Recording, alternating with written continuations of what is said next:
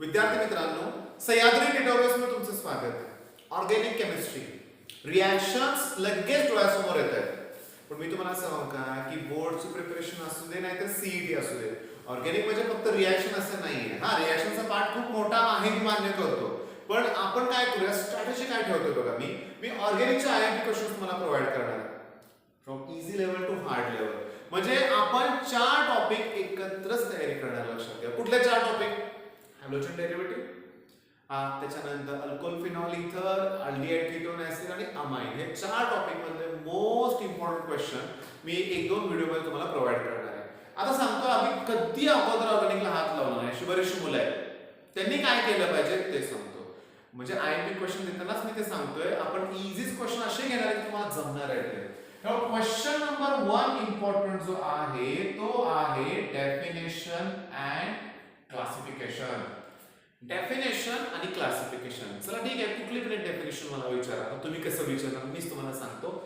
Amine मध्ये जाऊया पहिल्यांदा बरं का, की अमाइन मध्ये हे प्रायमरी अमाइन आहे ना, बरोबर सांगा. RNH2 हे प्रायमरी अमाइन आहे. ओके, अल्किल अमाइन म्हणूया आपण. पण इथे तुम्ही गोष्ट लक्षात आली का की तुम्हाला अमोनिया माहिती आहे, NH3. ठीक आहे, हा लोअर कॅर म्हणूया आपण. या अमोनिया मधल्या एका हायड्रोजनला या अल्किल ग्रुपने रिप्लेस केले.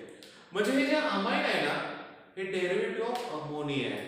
मग यात काय होऊ शकतं, हा 1, हा 2 किंवा हे सगळेचे सगळे हायड्रोजन ॲटम जे आहेत ना, याला same or different alkyl or aryl group replace करू शकतात. मग डेफिनेशन किती इम्पॉर्टंट आहे बघा ना, डेरिव्हेटिव्ह कोणाचं ते सांगायचं आहे. मग amines are derivatives of ammonia in which 1, 2 or all 3 hydrogen atom are replaced by same or different alkyl or aryl group. हे जे डेरिव्हेटिव्ह शोधतो आपण, खूप डेफिनेशन होऊ शकतात. म्हणजे सांगू तुम्हाला, आता अल्कोहोल, आता हे हायड्रोकार्बन आहे, या एका हायड्रोजनला मी OH ग्रुपनं सबस्टिट्यूट केलं, म्हणजे मला काय अल्कोहोल तयार. म्हणजे alcohols are derivatives of hydrocarbon in which 1, 2 or more hydrogen atom are substituted by dash OH म्हणा किंवा हायड्रॉक्सिल ग्रुप म्हणा. सोपे आहे ना डेफिनेशन बाळांनो, करा. मी तुम्हाला सांगतो, जे टॉपिकची नाव आहेत ऑर्गॅनिक केमिस्ट्री मधले त्याचे डेफिनेशन करा. कीटोन, कीटोनची काय डेफिनेशन तयार होईल. कीटोनची प्रिपरेशन रिएक्शन तुम्हाला सांगतो. तुम्ही सेकंडरी अल्कोहोलचं ऑक्सिडेशन केलं ना, पहिल्यांदा तुम्हाला कीटोन मिळतं. सेकंडरी अल्कोहोलचं ऑक्सिडेशन केलं की पहिल्यांदा काय मिळणार आहे तुम्हाला, कीटोन मिळणार. आणि हीच कीटोनची डेफिनेशन आहे. First oxidation product of secondary alcohol is known as ketone. मग जर प्रायमरी अल्कोहोलचं ऑक्सिडेशन केलं तर अल्डिहाइड तयार होतं. मग कीटोनची डेफिनेशन सांगितली तुम्हाला, first oxidation product of secondary alcohol is known as ketone. आणि सगळ्यात महत्त्वाचं, दोन्ही अल्किल ग्रुप जर सेम असतील कीटोन मधले तर सिमेट्रिक, दोन्ही वेगळे असतील तर असिमेट्रिक. सेम असं इथर मध्ये पण होऊ शकतं, सिंपल इथर, मिक्स्ड इथर. इथर मध्ये ऑक्सिजन असतो मध्ये, दोन्ही अल्किल ग्रुप सेम असतील तर सिंपल. म्हणजे क्लासिफिकेशन अवघड नाही आहे. मग तुम्हाला ऑर्गॅनिकची सुरुवात करायची आहे. पहिला क्वेश्चन 10च्या 10 बघा, 10 तर आहेत का बघू पहिल्यांदा. Alkyl halide, okay. त्याच्यानंतरची कुठली डेफिनेशन समजा घेतली आपण, अल्कोहोल, फिनॉल, इथर, अल्डिहाइड, कीटोन, कार्बोक्सिलिक ऍसिड आणि अमाइन. 8 रिएक्शन्स आहेत. टॉपिकची नावं म्हणजे डेफिनेशन आणि क्लासिफिकेशन. ओके, चुकून रिएक्शन बोललो का, डेफिनेशन. चला, झालं डेफिनेशन. मग नेक्स्ट काय करणार. ओके, लगेच प्रिपरेशन बिलकुल तिकडं जाऊ नका. तुम्ही नेक्स्ट काय करा, मी सांगतो तुम्हाला. जेवढे हे टॉपिक आहेत ना, 4च्या 4 टॉपिक मध्ये जेवढे तुम्हाला IUPAC चे टेबल्स दिसतील ना, ते करा. मी तुम्हाला सांगतो, पटकन लक्ष द्या बरं का. इकडं बघा, की हे जे मी ड्रॉ केलंय ते कोण आहे, सेकंदच सांगाल ना, फिनॉल. ओके, पण जर मी हे जर ड्रॉ केलं तर फिनॉल तर मी घेतोय रे, लक्षात घ्या. इथं मी OH घेतोय आणि इथं मी OH लिहिलं तर याचं नाव काय. ठीक आहे, अजून मी तुम्हाला सांगतो की समजा इथं OH घेतलं तर त्याचं नाव काय. ओके, तुमच्या लक्षात येतंय का. बरं, अजून मी तुम्हाला सांगतो बघा. आता मी 3 OH ग्रुप घेतले, इथं पण घेतला, इथं पण घेतला आणि इथं एक OH ग्रुप घेतला. याचं नाव काय. समजा मी हे 3 OH ग्रुप घेतले, 3च घेतले, पण एक OH ग्रुप, इथं एक OH ग्रुप, याची टिपिकल नाव आहे. आता इथं एकच OH ग्रुप असतं, त्याचं नाव फिनॉल आहे ना, ते IUPAC ने एक्सेप्ट केलं. मग याची नावं तशीच आहेत, तशीच नावं आहेत. ओके, ते हायड्रोक्विनॉन, ठीक आहे, पायरोगॅलॉल, रिसॉर्सिनॉल अशी वेगवेगळी नाव आहेत, लक्षात घ्या करा. मग फिनॉलचं ते टेबल तुम्ही ड्रॉ केलं की तुम्हाला हे सगळं दिसणार आहे. बरं, त्याच्यावर तुम्हाला मी सांगू का गंमत आणखी, ऍसिडचं आययुपीएसीचं स्ट्रक्चर तुम्हाला मिळालं ना, तर असं आहे. इकडं CH2 आहे. ओके, एका थांबा एक मिनिट. COOH आणि COH आहे, मध्ये मग एक COH दोन मध्ये, या दोन ग्रुप मध्ये एक CH2 ग्रुप आहे. काही केस मध्ये मग 4 CH2 ग्रुप पण आहेत, 2 आहेत, 3 आहेत. प्रत्येकाची नावं तुमच्या पुस्तकात दिली आहेत. त्याचं IUPAC नॉमेनक्लेचर किंवा त्याचं कॉमन नेम सुद्धा येऊ शकतं एक्झाम मध्ये, हे लक्षात घ्या. म्हणजे तुम्ही 1 मार्कासाठी हे करा. सीईटीला प्रश्न बऱ्यापैकी पेपर मध्ये असतोच एका दुसरा IUPAC चा. चला ठीक आहे, डेफिनेशन पण झाल्या, IUPAC नॉमेनक्लेचर सुद्धा झालं. आता काय केलं पाहिजे, कोणती रिएक्शन करू? नाही, तुम्हाला रिएक्शन लवकर करून देणार मी, लक्षात घ्या. या चारही टॉपिक मध्ये हा प्रश्न मला इम्पॉर्टंट वाटतोय, नेहमीच इम्पॉर्टंट वाटतोय. या वर्षासाठी मोस्ट इम्पॉर्टंट आहे ऑप्टिकल ऍक्टिव्हिटी. काय करायचं ऑप्टिकल ऍक्टिव्हिटी मध्ये सांगतो, त्याच्यामध्ये सुद्धा मग वेगळ्या डेफिनेशन्स आहेत. Enantiomers, dextrorotatory, laevorotatory, racemic mixture, asymmetric carbon atom. Favourite MCQ लक्षात घ्या, which of the following molecule has a asymmetric carbon atom किंवा कायरल कार्बन एटम, किंवा ग्लुकोज मध्ये असिमेट्रिक कार्बन एटम किती असतात असं विचारतील, येऊ शकतं एक्झाम मध्ये या वर्षी. ओके, मग डेफिनेशन करा. डेफिनेशन झाल्या की तुम्ही ऑप्टिकल ऍक्टिव्हिटी ऑफ 2 क्लोरोब्युटेन आहे, 2 क्लोरोब्युटेन, किंवा optical activity of lactic acid, हे तुम्हाला जमलं पाहिजे. Lactic acid, okay. मी नेहमी IMP क्वेश्चन ऑफलाईन मधल्या मुलांना पण देतच होतो बरं का, हे माझे फेवरेट क्वेश्चन्स आहेत. एक्झाम मध्ये क्वेश्चन आलाच नाही, मी बोललो तो येण्याची शक्यता खूप आहे, पण प्रश्न असा आला होता बघा, एक्सप्लेन ऑप्टिकल ऍक्टिव्हिटी ऑफ. मुलं म्हणले सर तुम्ही दिलेले ते 2 क्लोरोब्युटेन लॅक्टिक ऍसिड आलंच नाही, वेगळाच क्वेश्चन होता.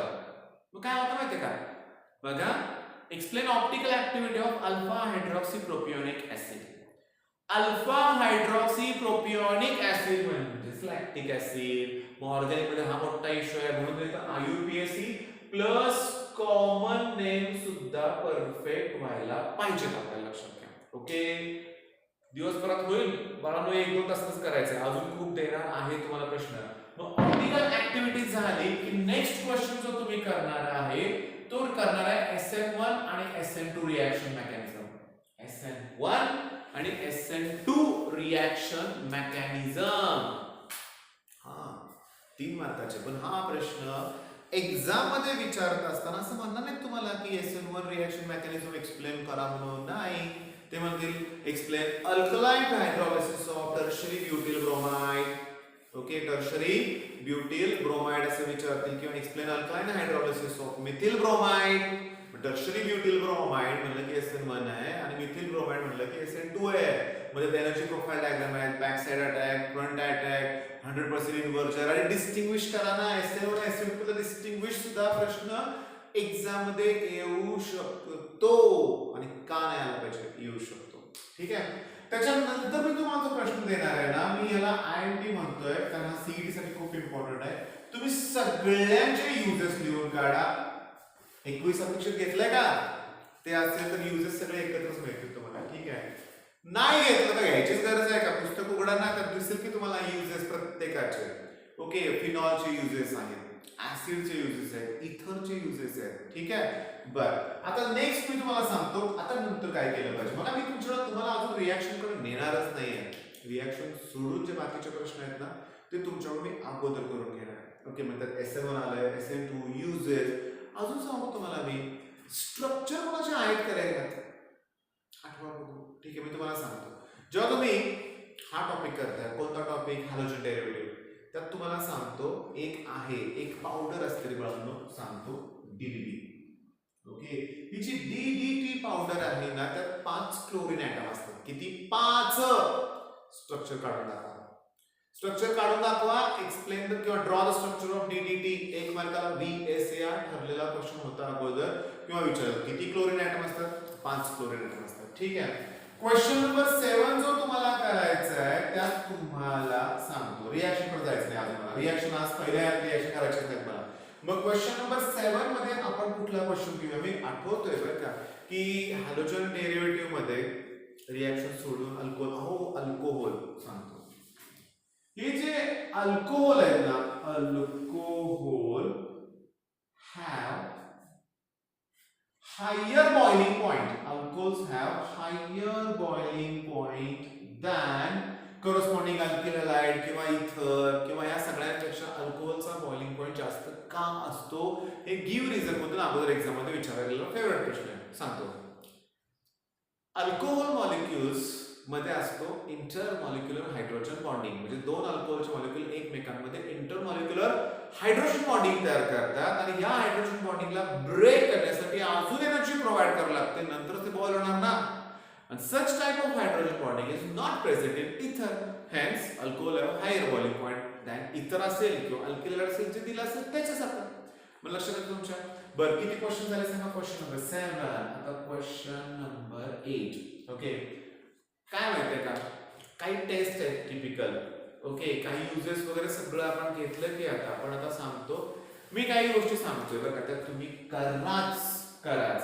तुम्ही नेम रिएक्शन, मी होमवर्क देतोय, करा म्हणत नाही तुम्हाला. तुम्ही नेम रिएक्शन ची एक लिस्ट तयार करा. ओके, आणि तुम्ही फक्त त्या रिएक्शन मध्ये रिएक्टर कोण आहे, प्रोडक्ट कोण आहे एवढं जर लक्षात ठेवलं, रिएक्शनचं नाव असलं तर थोडं काही क्लिक होत असेल, विलियम्सन सिंथेसिस इथर, हे क्लिक होतंय का ते बघा. मग तुम्हाला आयएमपी क्वेश्चन ऑर्गॅनिक सुरुवात करायची आहे, हे सगळे क्वेश्चन अगोदर तयार करा. असेच तुम्हाला भरपूर क्वेश्चन देईन मी आणि तुम्ही ते करायचेच, कंप्लीट करायचंच, लक्षात घ्या. ठीक आहे, मग ऑल द बेस्ट, धन्यवाद.